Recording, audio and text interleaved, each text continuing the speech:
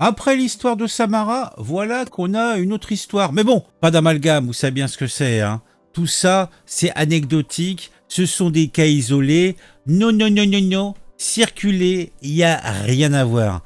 Alors là, on a une jeune fille, 13 ans, peut-être 14, voire 12.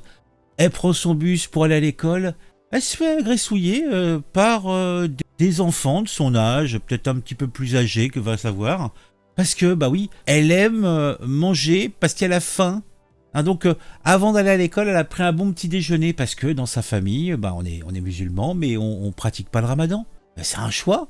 Elle est comme le mouton noir, eh bien, elle va se faire frapouiller. Elle va se faire houspiller. Tout ça n'est vraiment pas très très sympathique.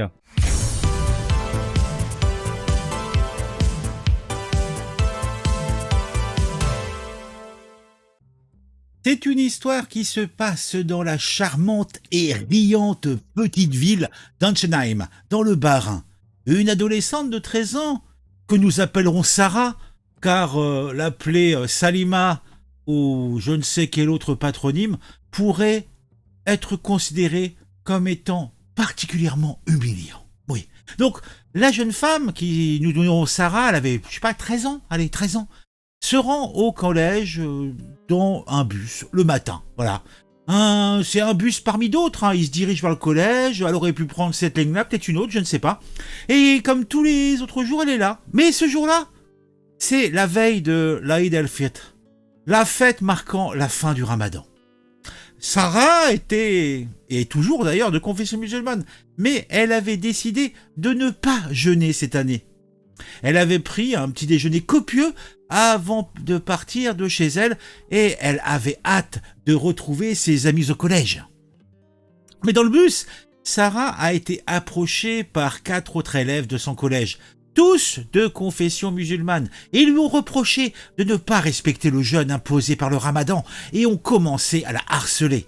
Sarah a essayé de leur expliquer qu'elle avait le droit de ne pas jeûner, mais ils n'ont pas voulu l'entendre. À la sortie du bus, la situation a dégénéré. Les 4 mineurs, ayant des idées méchantes et pas belles, ont commencé à frapper Sarah, qui s'est retrouvée avec, pauvre chaton, des rougeurs sur le visage. Heureusement, des passants sont intervenus et ont mis fin à l'agression. Les 4 mineurs, vilains pas beaux, ont pris la fuite, mais Sarah a pu les identifier et a déposé plainte pour des faits de violence en réunion. La brigade de gendarmerie a pris l'affaire très au sérieux et a diligenté une enquête. Les 4 mineurs ont été identifiés et convoqués au commissariat. Ils ont reconnu les faits et ont présenté leurs excuses à Sarah. Ils ont également été exclus temporairement du collège. Sarah, quant à elle, a été très choquée par cette agression. Elle a eu grand mal à comprendre comment des personnes qu'elle considérait comme ses amies avaient pu la frapper simplement parce qu'elle ne jeûnait pas. Elle a cependant été touchée par les nombreux messages de soutien qu'elle a reçus de la part de ses camarades de classe et de ses professeurs. Cette histoire montre bien que le respect des choix de chacun est essentiel dans notre société. D'ailleurs, l'école laïque nous le dit bien, il faut vivre ensemble, il faut accepter l'autre, bien sûr. Oui. Et même si vous faites partie de la même communauté religieuse, oui, tout à fait. Chacun est libre de pratiquer sa religion comme il l'entend, et personne ne devrait être agressé pour cela. Espérons que cette affaire serve de leçon à tous ceux qui pensent qu'ils ont le droit d'imposer leurs croyances aux autres.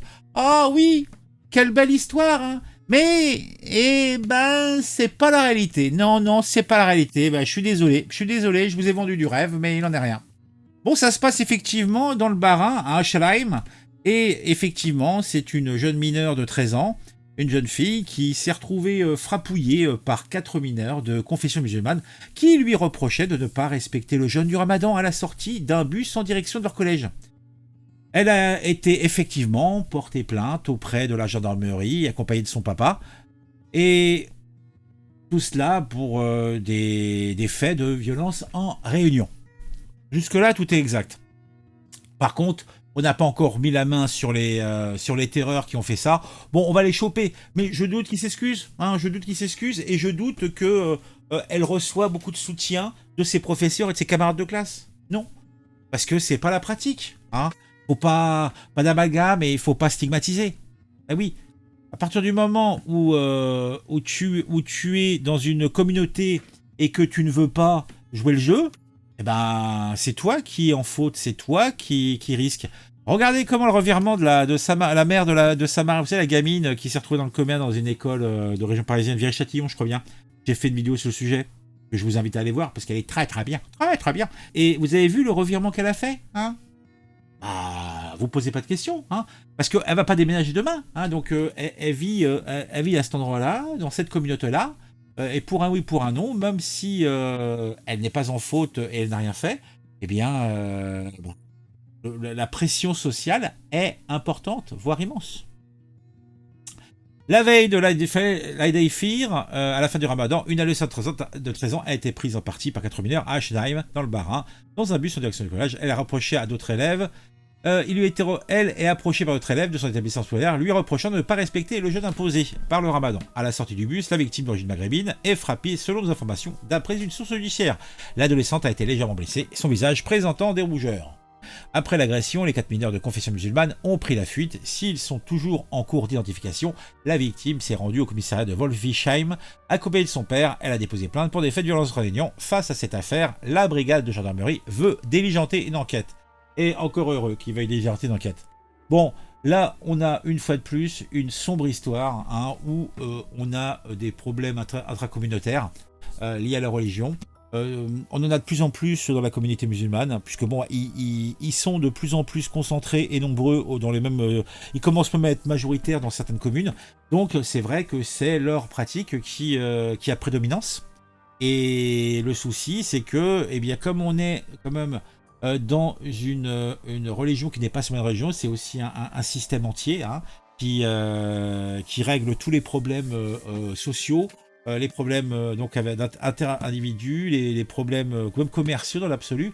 Donc, il arrive ce qui doit arriver, c'est-à-dire qu'en fait, il y a comme qui dirait des pressions, hein, une pression sociale, et ceux qui ne veulent pas y céder doivent soit changer de crèmerie, donc déménager, partir loin des leurs, soit fermer leur caquet et s'adapter. Voilà, c'est la vérité. Vous voyez, moi j'en ai tellement perdu ma consistance que je suis devenu tout petit. Hein, mais bon, allez, blague à part, je vous dis à très vite. Mettez un j'aime, mettez un commentaire, puisque cette histoire est sombre, et dites-moi ce que vous en pensez.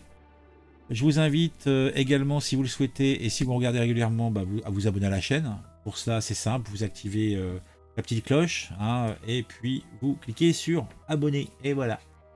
Vous pouvez même donner des sous, vous savez, vous avez un petit cœur, vous cliquez dessus, vous pouvez vous abonner à la chaîne aussi, devenir membre, et ainsi participer à mon aisance financière. Donc n'hésitez pas aussi. Allez, je vous quitte, et je vous souhaite une bonne soirée.